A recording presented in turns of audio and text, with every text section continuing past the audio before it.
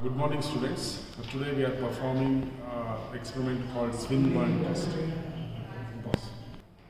So Swinburne test is basically an indirect method of testing the DC machine, that is the DC shunt motor.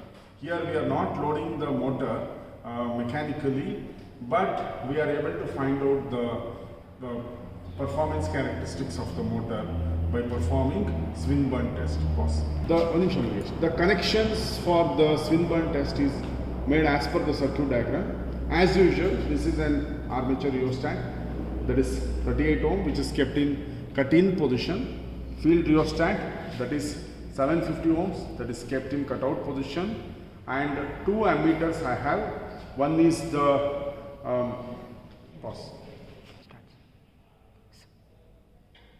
So I have two ammeters. One is measuring the field current, that is IF, and one more is measuring the line current, that is IL.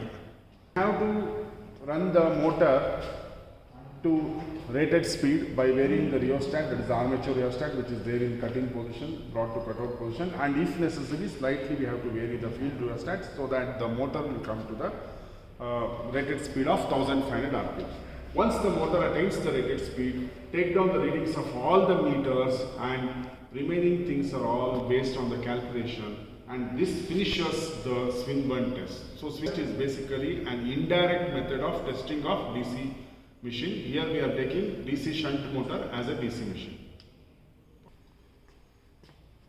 Now we are giving the supply, that is the 220 volts DC supply we have given.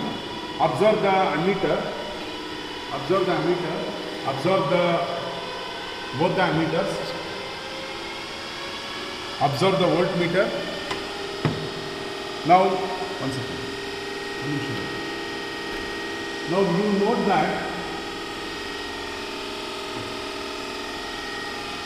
Now you note that the voltage is 216. Now slightly vary the field rheostat. Where is the field rheostat? Yes, sir. Where is the field rheostat? Now you could see 217.3. Slightly you vary the field rheostat. Observe the speed of the machine.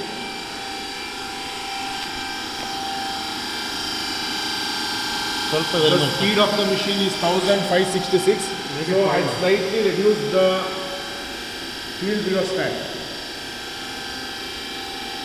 Now you observe the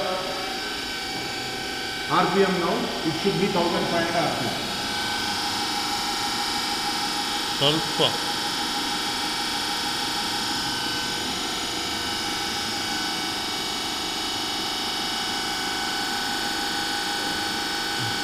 Now almost 1500 RPM we got. At this point,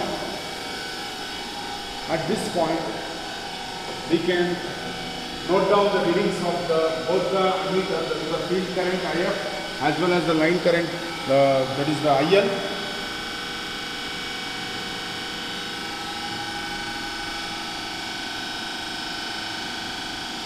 So we have noted down IF and IL, okay, and the voltage corresponding to the rated speed we got is almost 217, exactly 217 we got.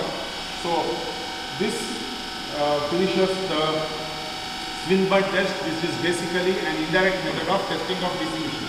Now we have to switch off the supply, bring all the rheostats in the reverse order. Bringing all the rheostats in the reverse order, open the switch. So this completes Swinburne test, which is basically an indirect method of testing of DC machine. Thank you all.